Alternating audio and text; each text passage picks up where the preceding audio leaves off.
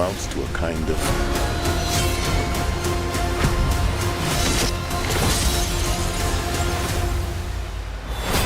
rebirth. Welcome back, everyone. It's Charlie. Marvel dropped a bunch of new scenes of Spider-Man Brand New Day, and there were a couple articles detailing what's going on during these scenes in the movie and just generally what's happening in the rest of the movie, some of the new themes that they're dealing with in this new trilogy of Tom Holland Spider-Man movies. So we will break it all down. This is just the beginning. There's also supposed to be another brand new trailer coming next week, so of course I'll do all the videos for that if they do wind up releasing more footage. Also, Marvel, if you want to release the entire movie to my hard drive, please let me know for science. Zoom and enhance on this first scene. It's of Spider-Man and Punisher fighting together, it seems like, inside the lobby of a building, but it's not clear where they are, but the ceiling is caved in on top of the front of the desk in the lobby, and there's a bunch of ceiling debris in the middle of the room, so maybe Spider-Man has hilariously come through the ceiling from the floor above. They actually did scenes like this during Spider-Man No Way Home when he was fighting Green Goblin and crashed through the different floors. It's not totally clear who Punisher is firing his automatic rifle on, but Spider-Man seems like he's kind of upset, like he's trying to run past Punisher to stop him or stop them from Punisher killing whoever he's firing on. I'm assuming this happens a little bit earlier in the movie because Marvel doesn't want to reveal stuff that's happening like very later in the movie on a practical sense, like they don't want to give away spoilers, so whatever's happening here is the first half of the movie. And it might be attached to the scene of Punisher running over Spider-Man with his van from the comics, and this scene is just part of what seems like a regular day in the city with Punisher trying to take down minor villains in the middle of the tank chase scene that has something to do with Sadie Sink's Jean Grey character, and Spider-Man just encounters them, like runs into them in the normal course of listening to his police scanner and just hears something is happening and just figures that he can help out. But it also seems like he's very worried about Punisher killing people because he has a very strict no-kill rule, which Punisher definitely does not have. We just saw him during that special presentation, One Last Kill. No spoilers necessary if you haven't seen it, it was definitely not his last kill. The actual last kill was a reference to himself, like at the beginning of that, he was about ready to kill himself before he found new purpose in his life for reason for being Punisher. That whole special was basically how Punisher got his groove back. It was supposed to end right before the events of Spider-Man Brand New Day, but they didn't have like a Sadie Sink post-credit scene because there was this scene that leaked out of them together, and reportedly he's helping her during the events of the movie, but they haven't explained why, like what their actual relationship is. But Punisher has a history of helping out young girls. I'll tell you a few things. I'll tell you what, man. I'll tell you that right now. I'll tell you what I think. I'll tell you why. So maybe this new Spider-Man scene is just part of that larger scene of the tank chase scene that she's also involved in because there's an old lady that she's forcing to mind control pilot the tank, but Spider-Man doesn't realize that until it crashes into the damage control prison and rips the hatch off, which we also see in this next scene too. You see him holding the hatch like it's a giant hatch. It seems really heavy, and the suit looks amazing. You get a much better look at his web shooters, but this is him seeing the old lady inside the tank, having absolutely no idea how she got in there. And the reason why I think it's soft confirmation that Sadie Sink is playing a version of Jean Grey is because the old lady has no idea how she got there either, so it's clearly mind control, and they have that sound effect, the popping sound of the heads whipping, like somebody is jumping from mind to mind, from the old lady to the guards, then the person on the catwalk above them. So it just seems like for some reason Sadie Sink's Jean Grey is trying to escape this damage control prison. It might be attached to the scene of her locked up inside the prison cell here in the chair. And maybe she just uses this old lady to do it with the damage control tank, and Punisher is helping her. There is another scene of Spider-Man and Punisher that takes place during what seems like a totally different part of the movie with them working together, and it seems like Punisher is talking to him on comms saying you're starting to lose it, basically telling Spider-Man that he's slowly losing his mind, which also might dovetail with the subplot of him starting to get the biological spider powers because of the way his body is changing. Then in this next news scene, we see MJ helping Spider-Man who's working with some small piece of tech while looking at a diagram on the device on his laptop. But if you zoom and enhance, notice the thing they're looking at on his laptop is a diagram of Bruce Banner's gamma inhibitor that he wears on his wrist. So MJ is trying to help him deal with the Hulk for some reason. It's not clear why he's trying to mess with the Hulk's gamma inhibitor if he's already gone on the fritz and he's trying to fix that so Bruce Banner will change back into human form. But I do like the theory that Sadie Sink's Jean Grey helps with that and uses her telepathy to cause Hulk to change back down into Bruce. And notice that MJ also has red hair in this scene, which they haven't done in the newer MCU Spider-Man movies yet. Zendaya has dyed her hair red in real life before, but just not for the movies. So this is just what she looked like with a slightly more comic book accurate Mary Jane Parker red hairdo, but it's not clear which room they're in when they're messing with Bruce Banner's gamma inhibitor, just some kind of workroom with a bunch of tools and parts that Spider-Man is using to cobble something together, dumpster dive something together. But you also remember MJ went to MIT, so she's probably pretty smart and able to help him out with this tech. I think that's part of the idea of the scene and why she's standing so close trying to help him, like, oh, this is how you fix this particular device. There's a ton of other subsystems in here.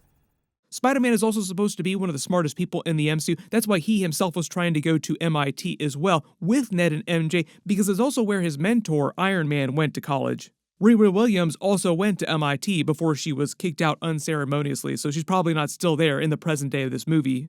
During the new article that this particular scene was attached to, Zendaya talks about the idea that she doesn't know who Peter Parker is, but she does remember Spider-Man and is slowly starting to remember, like she's wearing the black dahlia necklace that Peter gave her during Spider-Man Far From Home. And in the new CinemaCon trailer footage that hasn't leaked online yet, they revealed that Ned and MJ have this conspiracy board and they're trying to figure out who Spider-Man is. And their two best theories right now are Flash Thompson and Mr. Harrington, their high school teacher from those movies. So there's a pretty good chance that MJ just learns that Peter Parker is Spider-Man, figures it out on her own again the way she did the first time. Then in this next scene of him, he wakes up after his coma in the spider cocoon and there's webbing all over his apartment and has no idea what's going on with his body. And Tom Holland actually said that it was his idea for this whole subplot and he called it spider puberty, and it's the result of his body reacting to living an unhealthy lifestyle of being so alone, no friends when the movie begins except for his new AI that's called Evie, and just being Spider-Man 24/7, neglecting the Peter Parker side of his life and it manifesting in physical like bad ways to his body, like bad things happening to him. And it's meant to be a comp to people in real life who overwork too much and it manifesting in physical symptoms in their bodies. Like you get real life diseases if you overwork too much, you don't get the proper sleep, you don't have a proper social life. But because this is a Spider-Man movie, we're talking about the MCU, he's turning into more of a spider-like creature, but not full-on man-spider. Speaking of which, we just got the Spider Noir episodes with Nicolas Cage's Spider-Man Noir, and we do see a full-on man-spider during that, and that's the origin of his spider bite in that universe. So for people who wanted full-on live-action man-spider, this is probably the closest we're getting, and I don't think that Tom Holland's character is going to turn into man-spider during the movie like the six-arm Spider-Man. But that was a big thing in the comics. They did it on the Spider-Man animated series back in the 1990s. Speaking of which, that is connected the same universe as X-Men 97. I just did a big trailer video for that too, so I'll link it at the end of this because it looks like it is going to be awesome.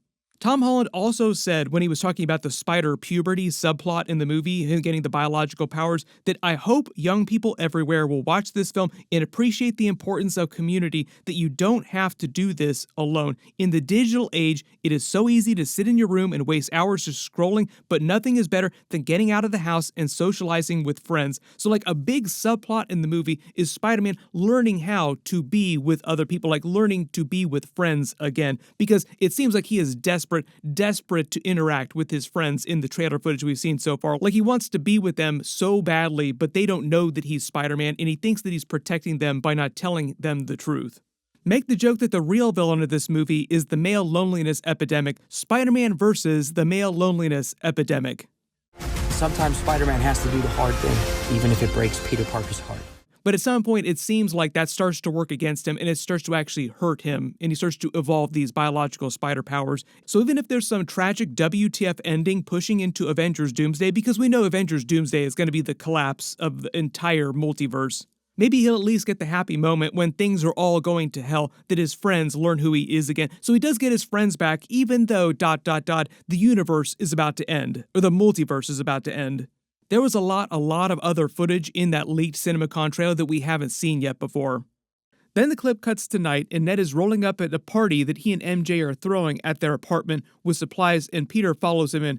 Inside, Peter navigates the party with a red cup. He sips from it, does not care for the drink inside because it's the beer from the keg that has the Jackal logo on it. There's a lot of rumors that the Jackal is going to be one of the villains in the movie, and it might actually be Keith David's mystery character in the previous trailer that we got, talking about the 3 life cycles of spiders, because it definitely sounds like Keith David in the movie. And the Jackal's whole thing is experimenting on different characters to try and create more powerful characters, kind of like Mr. Sinister does in the X-Men X-Men comics, messing with people's biology, and it might have something to do with why Spider-Man goes through his evolution and starts to develop more comic book powers based on the other storyline, even though they're not completely adapting that storyline.